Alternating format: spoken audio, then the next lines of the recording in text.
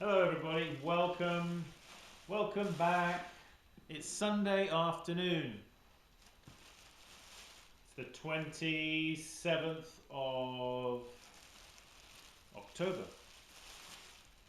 Anyway, as promised, I wanted to come back to showing you how I go about finishing off these lidded jam pots that you saw me make.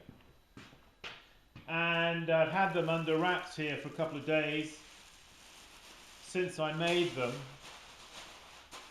and as you can see, I have them turned upside down with their respective lids that I made for them. Now it is important to turn your pots upside down when you've made them. So the first thing that we're going to do with these, I'll try and be brief with this video and not go on too long. Basically, what I'm going to do is I'm just going to put them in a row.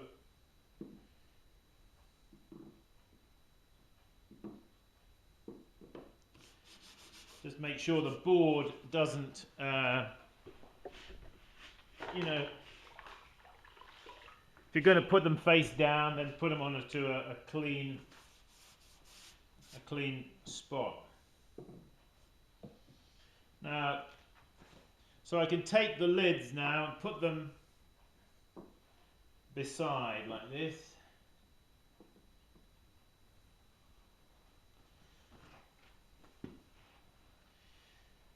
So what I'm going to have to do to these right away is, of course, thumb them off.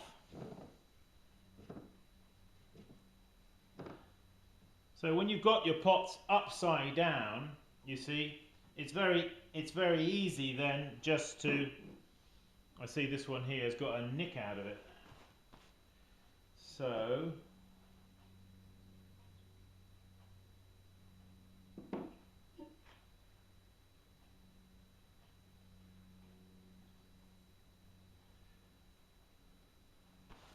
not quite sure how that got a nick out of it, but anyway. Alright. So you're just going to go around them like this.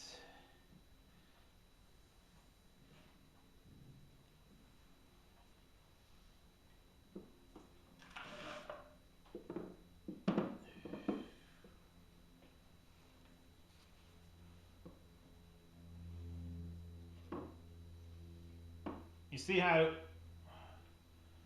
quick it can be to thumb off. But it's important to get them just at the right stage, you know? If they're too hard, they're difficult to thumb off. If they're too soft, they're also, it's not good. But you just need to catch them at the right moment. And then that's it. They're all done.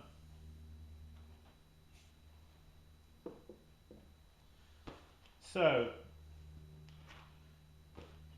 having done that, what I'm going to do is now put them back the right way up. Just let's see if the lids fit, because I haven't tested these lids since I made them,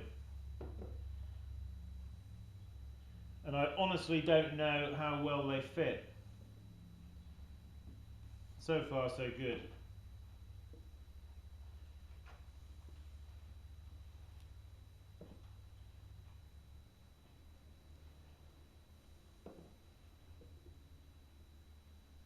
He's a little big in that one. He's a little big. Maybe he could go there. He could go there, maybe.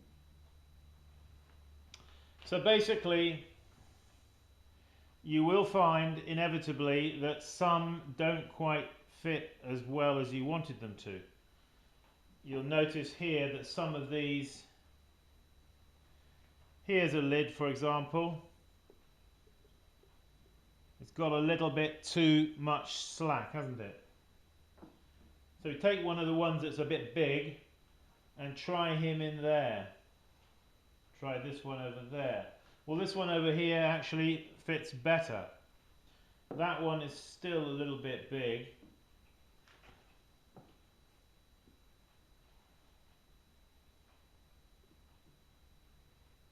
Just a skim to take off that one, and he's good. This guy's a bit...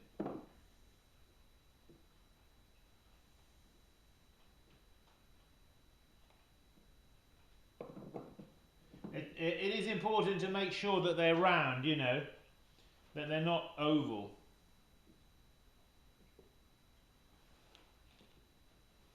Okay, so I would say that 85% of them are fitting okay. So for the ones that are not fitting, like that one isn't, he's okay. He needs a bit trimmed off, he's okay. He's okay. Well, in fact, 3 of these we're going to need to trim them.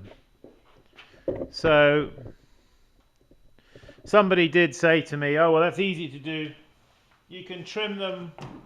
You can trim them when they're all bone dry." Well, it's actually easy. Oh, actually, he fits. He fits. It's actually easier to trim them when they're at this stage. Don't leave them till they get bone dry. This one needs a little bit, so we're just going to...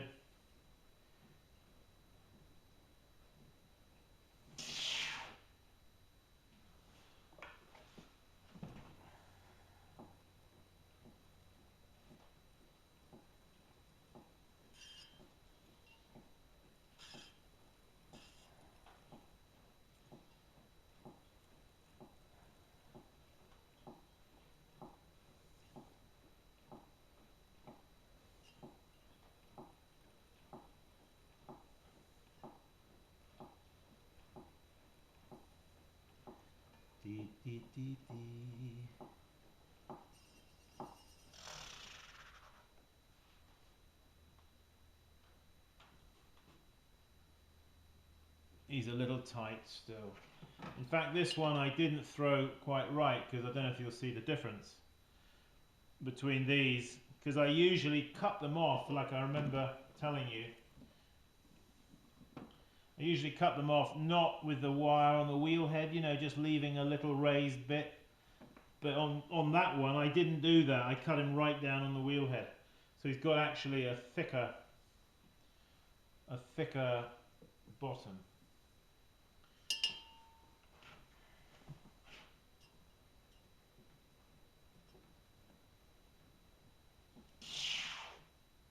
That was my mistake.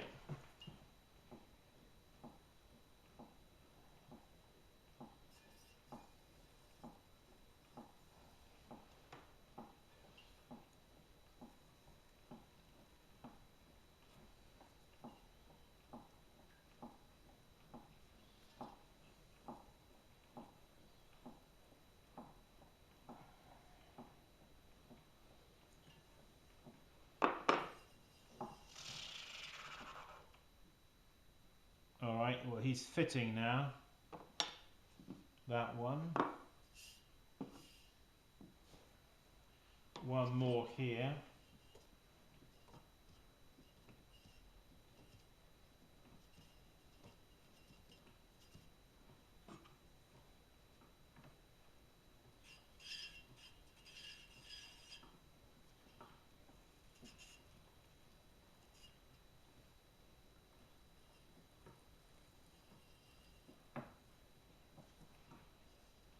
So when you do this,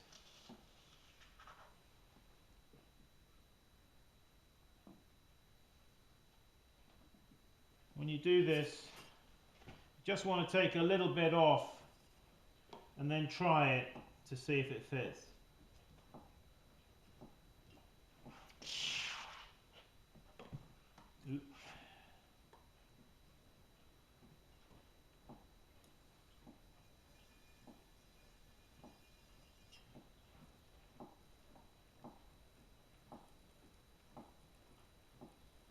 So as you use the tool here on the lid, you want to get the edge nice and rounded there where it meets the lid.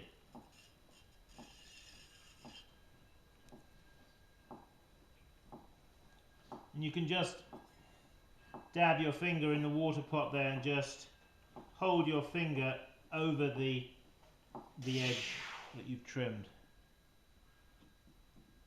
Okay, so there are they now. We've done those.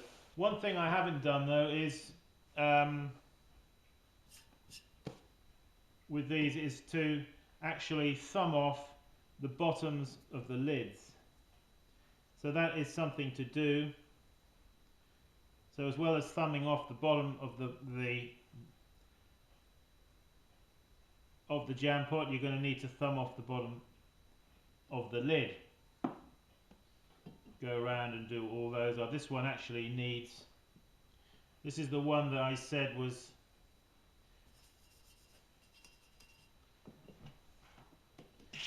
I won't do him now because he shouldn't have been like that. I'll deal with him afterwards.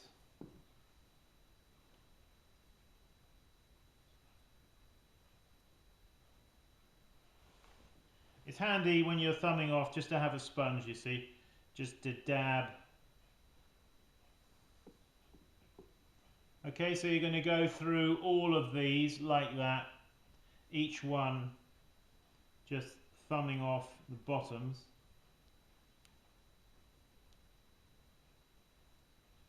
Like that.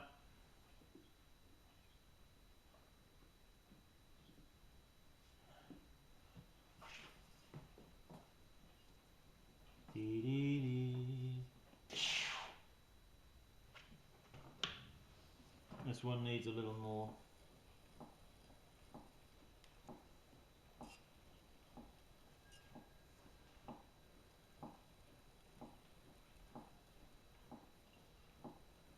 This kind of work, you need a little bit of patience, you know, the fitting up of lids.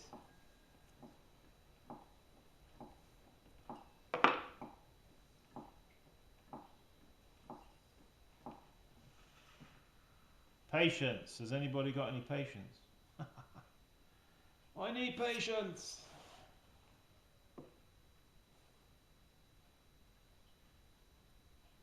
That's not something that a commodity that anybody has much of, is it, these days? Patience.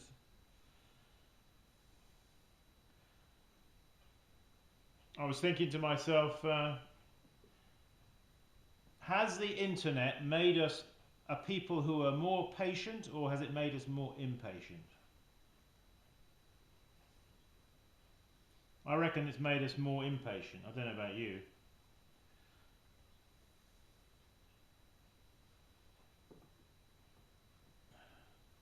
Yeah, I was just looking actually at an article on the BBC News website about how that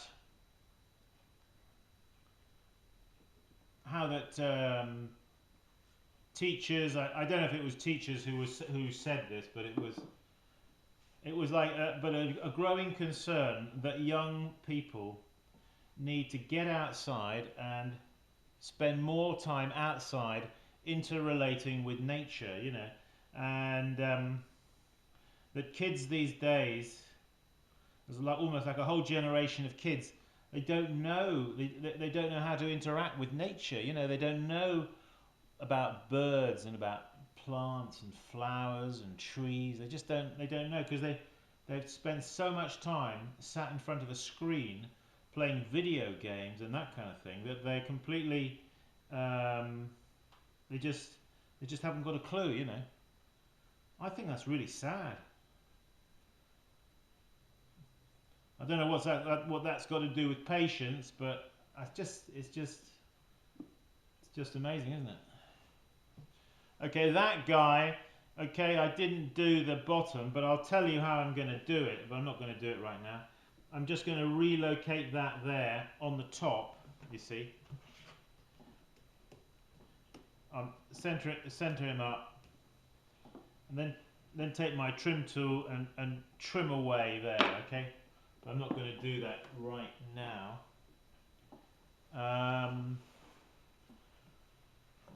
Right now, I am looking for this. Haha. We in the picture? Yeah, we are. That's good. So what I want to do is, because really like a jam pot needs a cutout, doesn't it, for the spoon. You've got to have a place for the spoon. So, okay, so you're going to take your lid, and this is actually a really good tool to use for this because it's got a thin blade and it's narrow to a point and it's sharp. But what we're going to do is we're going to use I call this a balsa wood knife. It's what I used to use for when I used to make my model aeroplanes, for cutting the balsa wood. But anyway, we're going to take this blade, and I'm going to do a cutout here. Okay, so we're going to start at the edge and just cut in, and then swing round. Now you'll make a cutout like that, and you'll put it in position there and have a look at it.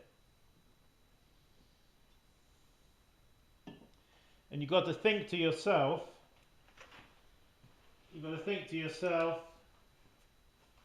If I had a spoon,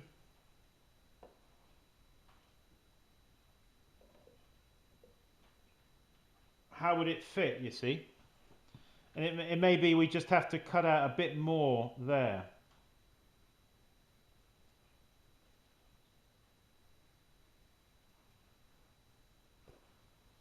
Then just wipe your finger over it like that, you see? Just to take away the rough edges.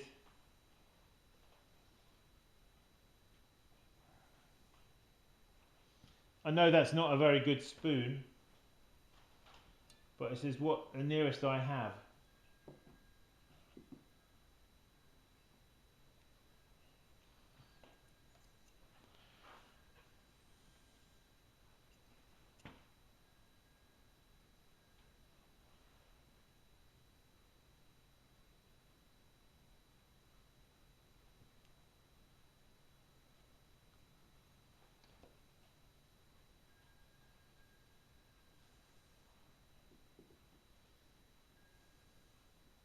You don't want to make the slot too big. Neither do you want it too small.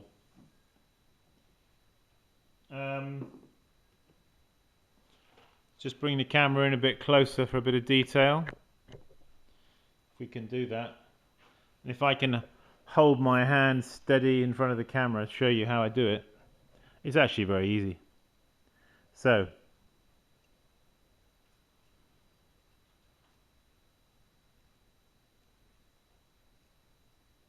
you're going to cut in, bring the blade around, and then out, you see, like that.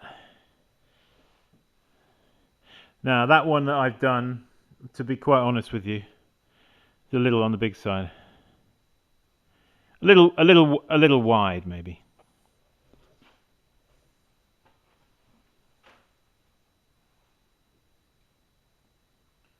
I think the first one I did was a bit better. I don't know if you can see the difference. See, this one's a bit big, isn't he? Put the focus back a second, hang on.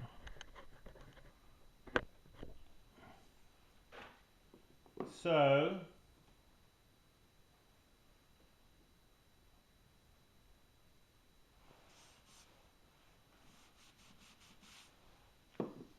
that's how you do that.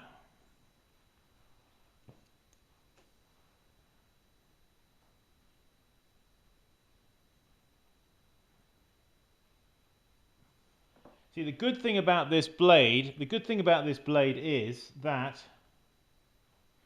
because it's pretty sharp, because you see when you start the cut here, as you begin to cut in and come around the other side, it's very easy for the edge here, as the blade comes out, for that edge to break away, especially if you're doing it a little bit when it's a little bit on the too dry side, you see. So you don't want to do this when it's too dry, the cutouts. You've got to do them at the right time. All right, so that's that. Okay, we'll do one more cutout, okay? So you've got to just develop a little bit of a bit of control here, you know, when you do this.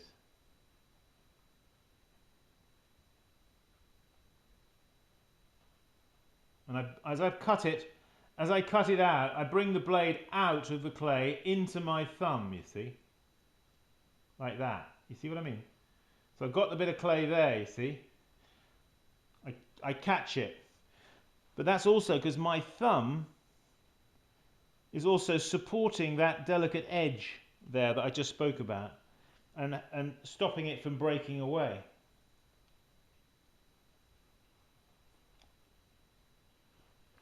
All right, so that's that. Now there's something else that I'm going to do to these that I thought I would quickly show you, and I just hope that they're going to be not too dry. So I'm just going to bring the camera in a bit because I may have to just sit down here. I may just have to sit down to do this. Oops, excuse me, sorry, too much movement. Alright, so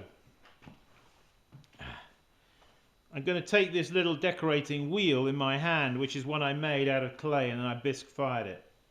And I hold it like this, you see. And I rotate it around like this, rotating the pot in my other hand as I go, revolving. You see the wheel going round,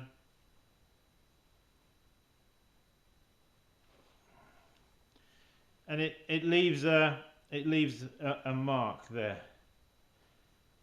Likewise with this, I make two marks on another one down here.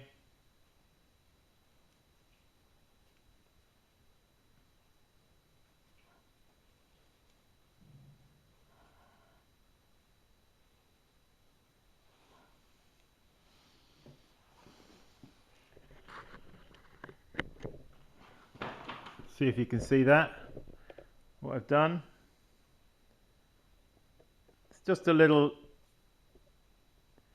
decorative feature done with one of these wheels, which you can make yourself, you see, out of clay, and then you just can make a pattern in the clay of any kind of pattern you want, really. Let's do one more.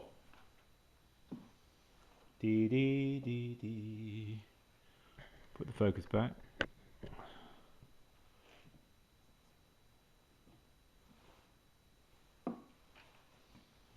So you need a bit of a steady hand to do this, but you're really just rotating that around there like that. Now I don't know a better way to do it than how I'm doing it. If anybody else out there has got a better idea how to do this, then please share it.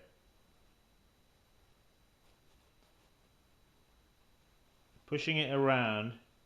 Now I know that in the process of doing this I stop-start as I go, but it doesn't seem to matter actually. Doesn't seem to make any difference. Dee dee dee dee dee dee dee. So you just got to judge the distance, the same distance you see from each end. All right, holding the wheel. I've got to push in with firm pressure, create the impression, and revolve the wheel in your hand as you go. It's not that easy. But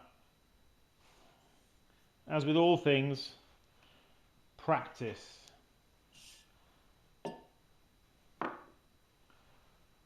And while I'm here, we're going to get a seal, put it there.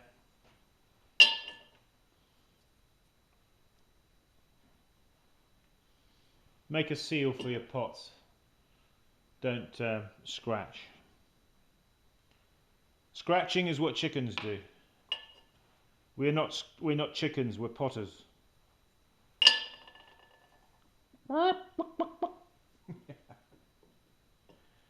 We are potters. We are potters. Well, there it is. There you are. I've shown you how to finish them off. And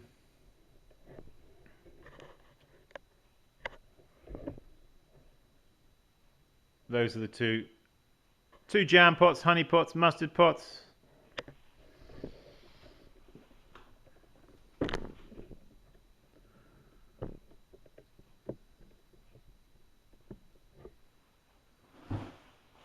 So, yeah, I got a few more to do here to finish these, and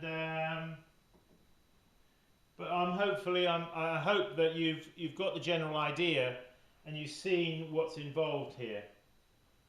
Thumbing off the lid, a little bit of trimming if you didn't quite get your measuring exactly right, and you won't get it right to start with. You know, when you do this kind of work, you won't get them right. You'll be lucky if you get them right straight away. You'll make mistakes. I've made loads of mistakes making these, and then if you do make a lot of mistakes, you spend a lot of time trimming, and then you wish that you'd been more careful. So next time you take a bit extra care. That's how learning works, isn't it? So, but do have a go. And then the cutout in the lid, and you can use one of these craft balsa wood type knives for doing that. Nice thin blade and nice and sharp. And then if you want to, you can use a decorating wheel to leave an impression on the outside. Now these pots will be probably glazed on the inside only, and on the bottom of the lid, and then they will be sprayed over with wood ash so they have a nice warm toasty look to them. Okay folks, this is Simon Leach saying keep practicing. Hang on in there. I'll see you soon. Bye bye.